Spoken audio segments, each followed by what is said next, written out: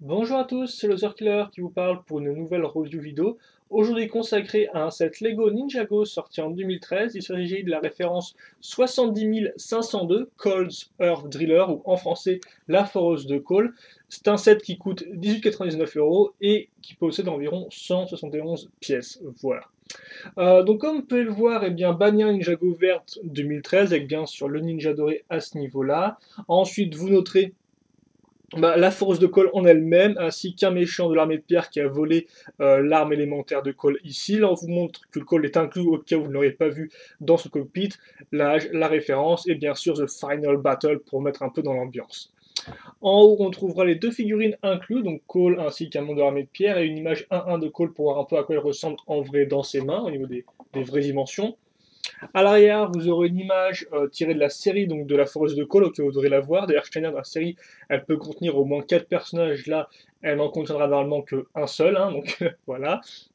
Mais ça me semble plutôt logique. Et d'autres mécanismes qu'on verra dans la vidéo. Et bien évidemment, vous avez, comme vous pouvez voir, une des 4 armes élémentaires, hein. Chacun des ninjas, à part le ninja doré, en a une. Donc par exemple, Kai avait, le robot de Kai avait l'arme de feu. Ensuite, le mode d'emploi, rapidement. Donc voilà hein, à quoi ça ressemble. Il y a environ 53 étapes, sans compter les sous-étapes. Donc il y a de quoi faire, une bonne construction, j'ai envie de dire, qui vous prendra entre 30 et 40 minutes, c'est un peu lent comme moi. Il me semble que j'ai mis ce temps-là, au pire allez voir ma vidéo live construction.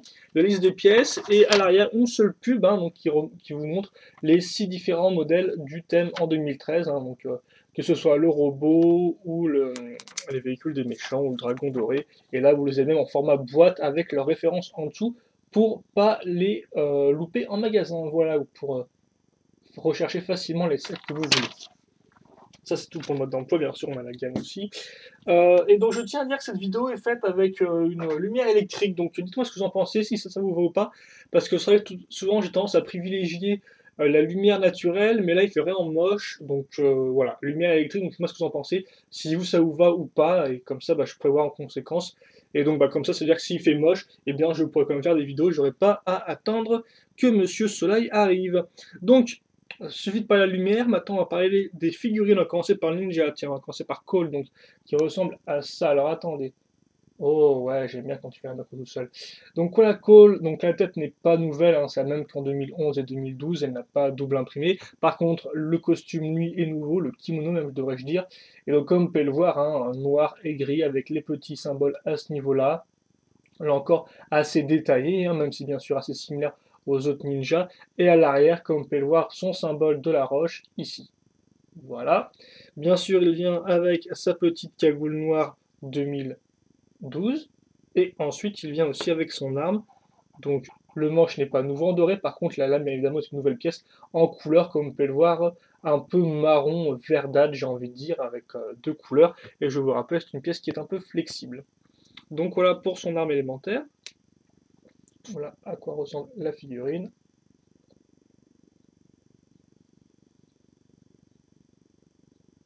Voilà.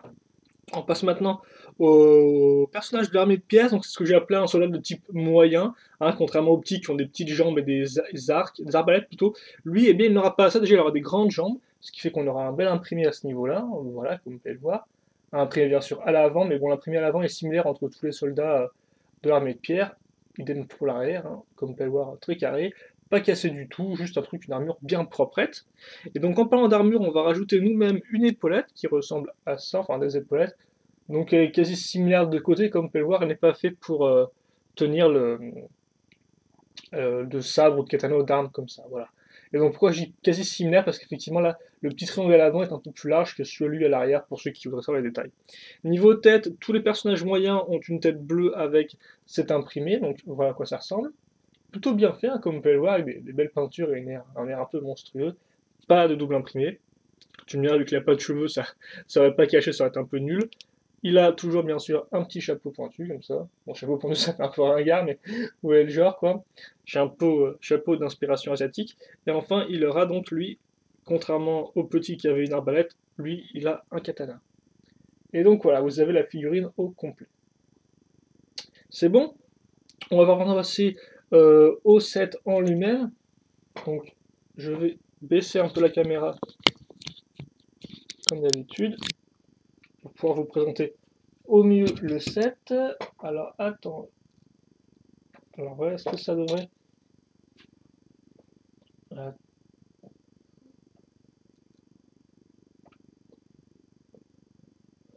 Oui, ça devrait faire l'affaire, je pense, voilà, comme ça. Donc, voici la base de notre véhicule. Alors, il y a deux choses à noter, c'est qu'on va dire qu'il y a une partie, on va dire, arrière et une partie avant. La partie avant, comme vous pouvez le voir, donc, est composée de briques système avec des trous techniques. Comme vous pouvez le voir, elle fait 4 tenons de large. Quant à la partie arrière, elle fait 6 tenons de large. Et là encore, on retrouvera le même type de pièces. Pour, on va dire, un peu solidifier les deux parties ensemble, on va utiliser des barres cruciformes et des barres comme ça, donc technique pour, on va dire, un peu maintenir tout ça en place par une base solide. Et d'ailleurs, le véhicule en lui-même sera quand même assez solide. Pour le reste, il n'y a pas vraiment grand-chose à dire. Donc on va, je pense, s'occuper de faire la base déjà directement, et ensuite on verra un peu l'avant du véhicule qui est la partie la plus intéressante. Donc déjà, ce qu'on peut remplir pour la base, on notera la présence de pièces avec des tenons au-dessus et sur les côtés, donc qui permettra de faire des détails assez intéressants sur les façades du véhicule. Je serai comme ça, donc par exemple là, on regarde cette petite pièce dorée à ce niveau-là, voilà. On monte d'un cran, après il n'y a pas grand chose à dire, parce que comme vous pouvez le voir, au final la construction ça va avant tout être des pièces qu'on va empiler les unes sur les autres pour donner de la hauteur, pour donner de la prestance, pour donner un peu de la forme à l'ensemble. Voilà, comme vous pouvez le voir, on va vraiment avoir quelque chose qui pourrait s'apparenter à un bloc très solide, mais néanmoins dans ce bloc très solide on aura beaucoup de pièces différentes. Par exemple, comme vous pouvez le voir là, on a une pièce archée qui est un peu spéciale, qui sort un peu nulle part. Là on aura une grosse pièce pentue 3x4 par exemple. À l'arrière on va retrouver des pièces archées à ce niveau là. Idem pour les couleurs, hein. Vous remarquerez, on a du beige, du orange, du marron, du noir. Ça part un peu dans tous les sens, hein, et on va par la suite, mais voilà, vous pouvez voir quand même que cette espèce de grosse structure là n'est pas spécialement homogène au niveau des pièces utilisées ni au niveau des couleurs.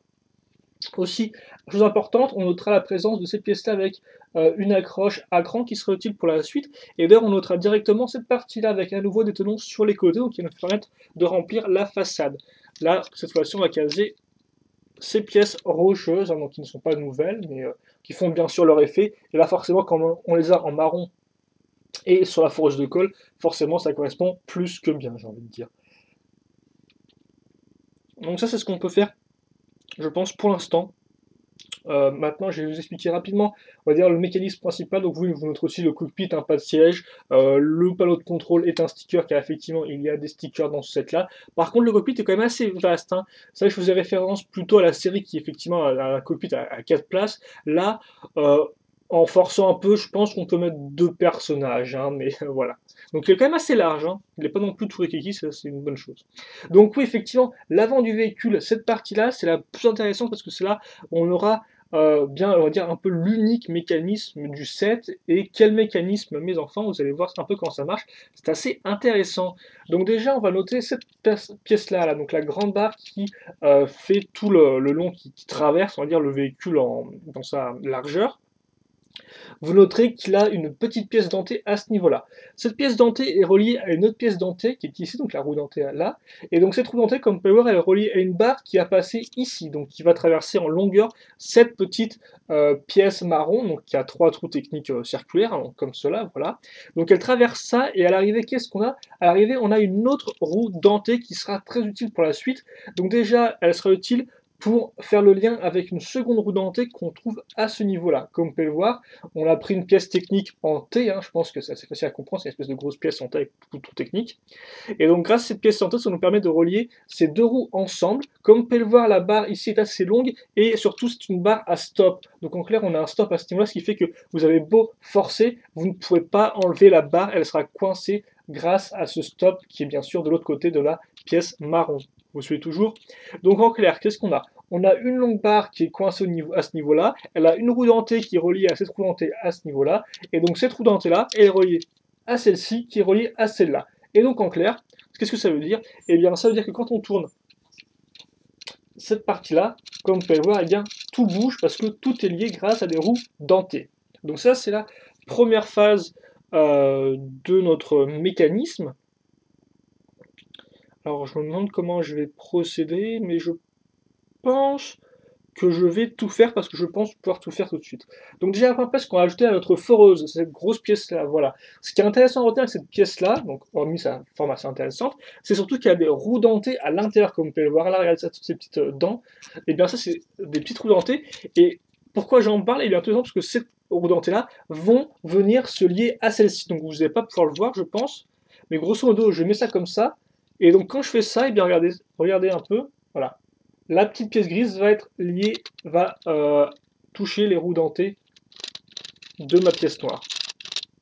Donc en clair, si cette roue-là tourne, excusez-moi, c'est grâce à la roue dentée du bas. Donc voilà, comme je disais, pourquoi est-ce qu'elle a deux fonctions? Eh bien la première, c'est pour lier celle du haut, et la seconde, c'est pour faire tourner cette partie-là. Mais c'est pas fini, car effectivement, maintenant, on va rajouter une autre roue dentée à ce niveau-là. Donc hop là. Donc déjà, ça a coincé cette pièce-là, forcément, la grosse pièce noire. Ensuite, je vais ajouter cette pièce-là. Donc un petit rajout de barre, comme vous pouvez le voir à ce niveau-là. Enfin, je mets ça. Là encore, vous noterez que cette partie de foreuse a des parties creuses, qui ont une forme de roue dentée. Et c'est logique, parce qu'effectivement, maintenant, cette partie-là va venir s'emboîter dans cette roue dentée ici. Voilà, donc ça, c'est enfoncé. Et ensuite, j'ai plus qu'à prendre un petit cône pour refermer le tout.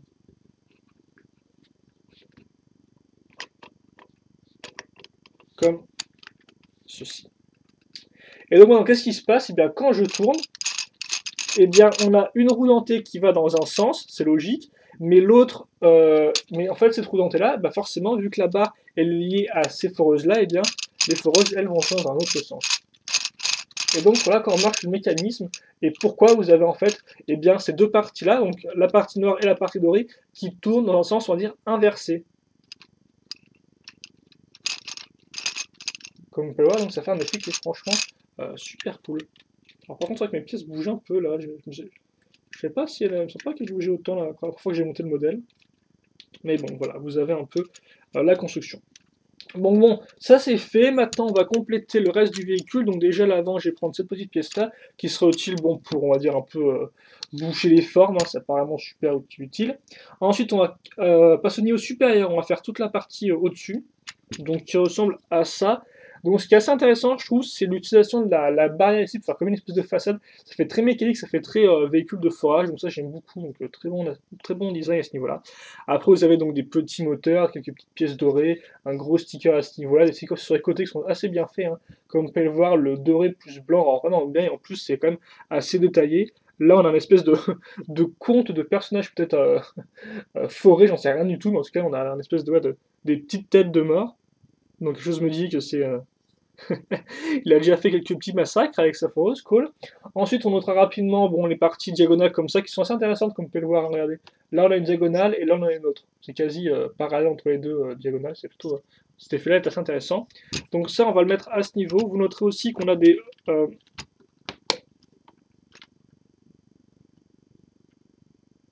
attendez, parce que j'ai me rends compte... Ouais, peut-être... C'est comme ça.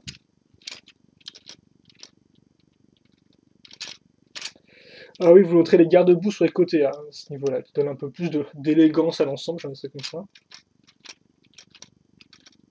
Voilà. Ensuite, on va prendre cette partie-là. Donc, comme vous pouvez le voir, là encore, vous avez des pièces diagonales, des petites pièces courbées avec stickers, plutôt cool, hein. Voilà. Et bien sûr, cette partie-là. Encore sticker sur la vitre. Vous noterez à l'arrière l'emploi de deux pièces avec des tenons au-dessus ou au-dessus et sur les côtés surtout. Ça nous permet de relier cette partie-là. Je sers de, je suppose, réacteur, hein. Ça, ensuite, on met à ce niveau, à l'arrière. Donc, ça touche pile la pièce archée dont je vous parlais précédemment.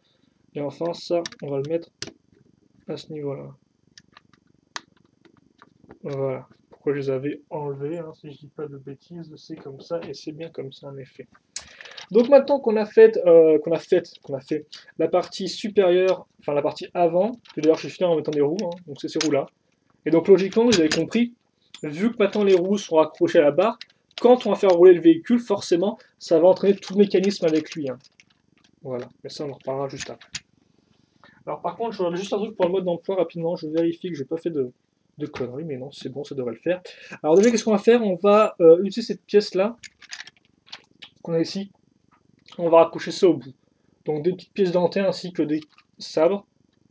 Et effectivement, ça c'est les seuls éléments qui sont là pour boucher l'arrière du véhicule, parce qu'effectivement là vous pouvez vous dire, bon bah on a encore des grandes barres, qu'est-ce qu'on met dessus? Eh bien rien du tout en fait, hein.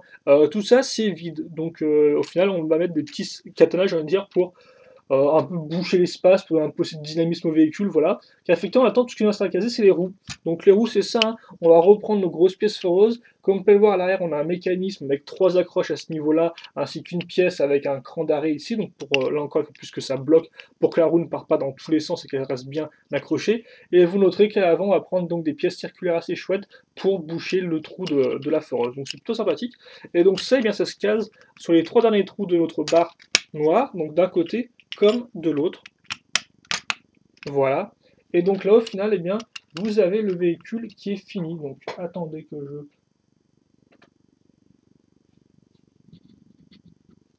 voilà, que je mette ça comme ça. Et donc, voilà. Donc là, c'est le véhicule qui est fini. La foreuse de colle, on l'a terminé. On peut voir l'avant, quand même, qui est quand même assez chouette, hein, quand on regarde comme ça, avec les grosses roues à l'arrière. Ou même 2-3 quarts, ça reste quand même un très joli véhicule. Et quand même, il a une bonne taille, hein, il a une bonne prise en main, j'ai envie de dire, ni trop gros, ni trop petit. Juste la bonne taille. Je vais vous montrer une petite comparaison juste après, avec une figurine.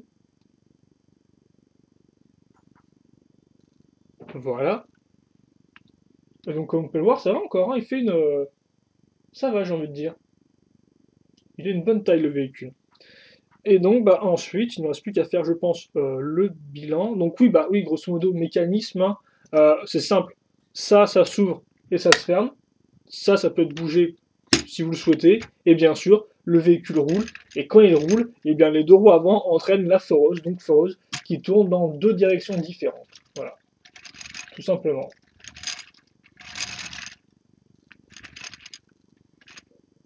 Excusez-moi pour l'espèce de gros, voilà, la caméra avec la lumière, elle a un peu de mal, mais voilà. Vous pouvez comprendre un peu comment ça marche tout ça. Et donc voilà, c'est les deux mécanismes du véhicule. Enfin, c'est les deux. C'est, on va dire, le mécanisme du véhicule, le reste, voilà, je veux dire.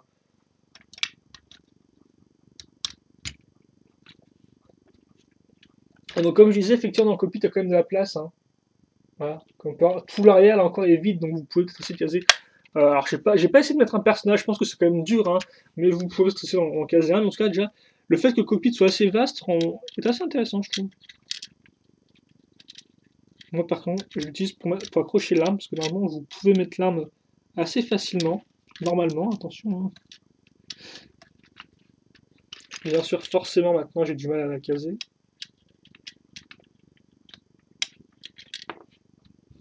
Mais de base, j'avais réussi à la... Voilà, comme ça. Vous pouvez la caser, bon, elle touche un peu le cockpit, mais au moins, voilà, vous pouvez la ranger, vu qu'il n'y a pas d'autre espace pour la ranger. Et là, vous noterez des petits stickers ici sur ces pièces marron, hein, j'ai pas montré, mais qui font des espèces de marques de pierre cassée, c'est assez intéressant, voilà. Et donc, eh bien, je pense que une fois que ça est dit, on va pouvoir s'attaquer au bilan. Voilà. Donc, attendez, par contre, ouais. Je vais bien le mettre à l'avant, comme ça vous pouvez bien voir ce que je change. J'ai l'impression que des fois, quand je fais le bilan, je mets le modèle super à l'arrière et vous pouvez pas voir grand chose. Et c'est assez dommage parce que bon, c'est quand même plus cool d'avoir une bonne visibilité sur le véhicule pour finir là-dessus. Donc voilà, donc on va faire le bilan là-dessus. Donc déjà, est-ce que c'est un set que je vous recommanderais d'acheter? Eh bien la réponse est oui. C'est franchement un set avec lequel j'ai passé du bon temps, autant au niveau de la construction que la jouabilité. Donc voilà, je peux déjà vous dire que je vous le conseille. Alors après, vous allez me demander, mais pourquoi tu nous le conseilles, Other Killer? Eh bien, vous allez voir ça dans le bilan. Donc oui, d'abord les figurines, donc vous avez deux figurines. Une fois n'est pas coutume, elles sont de qualité. Je n'ai pas grand-chose à leur reprocher, hein. Les deux ont une arme. Les deux sont taillés au niveau de leur corps ou de leurs jambes. Voilà, là encore, certains pourront se plaindre que contrairement à la série, effectivement, le ninja ne vient pas avec ses épaulettes dorées. Mais mis à part ça, vous avez deux figurines de qualité. Et puis je pense que deux, ça suffit pour cette là, quoi. Après tout, vous avez un gentil, un vilain, que vous amusez. Alors forcément, bien sûr, le vilain est un peu désavantagé par rapport à la foreuse qui a lui foncé dessus. Mais je pense que ouais, vous avez vous avez franchement un bon... eh bien, un bon petit combo, voilà, hein, deux personnages, de qualité, une fois n'est pas coutume, et je pense pas qu'il y ait grand-chose à en dire de plus là-dessus, voilà. Voilà, c'est juste bien. Alors, on passe ensuite au véhicule en lui-même, donc niveau couleur. Donc c'est vrai que niveau couleur, ça part un peu dans tous les sens. Alors après, il faut quand même savoir que le beige est assez caché, hein, comme on peut le voir, il ne repart pas vraiment, je veux dire, il est assez peu apparent hein, sur le modèle. Alors, mais néanmoins, malgré ces espèces de couleurs qui partent un peu dans tous les sens, elles rentrent plutôt bien ensemble. Hein. Le doré et le noir, forcément, ça marche bien. Le marron arrive à bien se démarquer, je trouve, sans trop en faire. Il est juste là pour ce qu'il faut. Et puis les autres couleurs passent aussi assez bien. Mention spéciale aux stickers qui sont vraiment magnifiques au niveau des imprimés et aussi au niveau des couleurs quoi. Ça ajoute vraiment du blanc, ça ajoute du doré, du noir, etc. C'est vraiment, ça ajoute vraiment du détail au véhicule. Ça c'est vraiment un point non dissimulable. Mais après c'est quand même quoi, le véhicule a beaucoup de couleurs. Ça peut en déranger certains je suppose. Moi je m'y suis fait, mais c'est vrai qu'effectivement ça bombarde à ce niveau-là. Donc attention à vos petits yeux. Mais encore de plus, quand on regarde comme ça, moi je trouve qu'il rend bien, quoi. Il est pas non plus. Il fait pas non plus. Voilà, il pique pas non plus trop les yeux, quoi. J'aime dire ça comme ça. Voilà. Ensuite, niveau sélection de pièces, eh bien, je sais pas trop quoi vous dire, j'ai quand même trois pièces de foreuse, qui est quand même plutôt cool à ce niveau-là, une pièce dorée d'ailleurs ici de foreuse, deux pneus, un cockpit, quelques pièces marron comme ça c'est spécialisé, deux pièces de moteur, une barrière, des pièces de garde-boue, donc quand même pas mal de petites pièces spécialisées ici et là, une pièce trans 2x2, donc pourquoi pas, donc ouais, j'ai envie de dire c'est un bon mix entre des pièces un peu traditionnelles et des pièces un peu plus étranges cette là. Donc c'est une bonne sélection parce que quand on construit au moins c'est diversifié, quoi. On retrouve pas toujours les mêmes pièces, il y en a souvent des petites pièces un peu originales, un peu étranges qui arrivent et donc c'est souvent intéressant. Lors de la construction, ça dépayse un peu, je mets ça comme ça. Voilà. Donc là encore une sélection de pièces qui est assez intéressante. La construction en soi, comme j'ai dit, est avant tout intéressante parce que bah, vous allez faire plusieurs donc, étages de pièces pour caser le cockpit. Ça, c'est assez intéressant de comprendre comment ça marche, toutes ces pièces de différentes couleurs, de différentes formes et tout. C'est assez spécial, mais c'est plutôt fun. Et bien sûr, la partie centrale avec la roue dentée qui est vraiment super intéressant parce qu'on se rend compte au fur et à mesure qu'on est en train de faire un mécanisme qui est assez chouette. Voilà. En parlant de mécanisme, donc, le véhicule roule et surtout la foreuse tourne, et ça c'est super rigolo. C'est tout bête en soi quand on regarde la chose, mais rien que la technique derrière ça et au final le côté pratique est super intéressant, je trouve. Donc, ouais, non, c'est juste super fun. En plus, les roues tournent dans un sens différent et ça, je trouve ça plutôt cool. Hein. Les deux ne sont pas liés, donc c'est vraiment la diversification, quoi. Donc, voilà, c'est juste super fun, quoi. Là, vous voilà, c'est tout simple, quoi. Tu le fais rouler et en plus, tu as la roue qui tourne. Donc, franchement, je trouve ça. Super sympathique, moi. Donc, ouais, non, franchement, mais après, bien sûr, il a que ça quoi, comme mécanisme. Hein. Il n'y a pas de lanceur ni rien. C'est très terre à terre. Hein. C'est très je roule, je tourne, quoi. Voilà. Mais bon. Enfin, je roule, je force plutôt. Mais j'ai trouvé ça. Je trouve que franchement, ça fait le 7. Donc, pour moi, c'est vraiment un bon point. Et enfin, on passe au design général. Et donc le design, au final, la seule chose que j'ai vraiment à reprocher, je pense, c'est l'arrière du véhicule qui semble bah, très vite, quoi. Alors je peux comprendre que ce soit pour faire un aspect un peu aérodynamique, quoi. En clair, voilà, au lieu de mettre des grosses roues ici, on les met bien en arrière, les roues, on met des espèces de katana aussi, et donc ça fait une espèce d'aspect un peu de vitesse au véhicule, à une foreuse, qui de base, dans une foreuse, c'est pas pour être rapide, hein. Mais donc on a cette espèce d'aspect en longueur, qui aide à donner de l'aérodynamisme au véhicule. Et ça, c'est pas rien, j'ai envie de dire. Mais après, c'est vrai qu'en soi, quand on regarde le véhicule de derrière, c'est très vide, quoi. Hein. Toutes ces parties-là sont vides. Le réacteur est quand même très limité. Hein. C'est juste une seule pièce. Bon, alors c'est vrai que la pièce est cool, mais voilà, c'est juste une pièce comme ça et puis basta. Donc, ils auraient pu mettre une petite flamme au moins. Hein, parce que je veux dire, là, on voit bien qu'il y a une flamme hein, sur ça. Hein. Regardez ça. Il y a une chouette flamme et tout, mais non, on ne voit même pas. Donc, ouais, non. C'est vrai que l'arrière est un peu vide. Après, c'est aussi du charme au véhicule, je trouve, parce qu'on a cet aspect un peu fin l'arrière. Bon, voilà. Après, pour tout le reste, comme j'ai dit, bah, moi j'aime beaucoup l'avant. Là, regardez la partie moteur, avec en plus la barrière qui est juste à l'arrière de la partie foreuse. Je trouve ça super sympathique, surtout voilà, la barrière qui est vraiment très industrielle, très mécanique. Je trouve ça super cool. Le cockpit rend bien, on a des bonnes formes à ce niveau-là, un circulaire qui ne gâche pas trop les formes générales du véhicule, parce que le véhicule a quand même des formes, on va dire, un peu brutes, un peu carrées, hein. On peut voir ça sur le côté, regardez ça un peu. C'est vrai qu'effectivement, c'est très carré. Et donc c'est vrai qu'effectivement, pour en revenir au chemin de couleur, quand on voit ça sur le côté, c'est pas très très beau. Hein.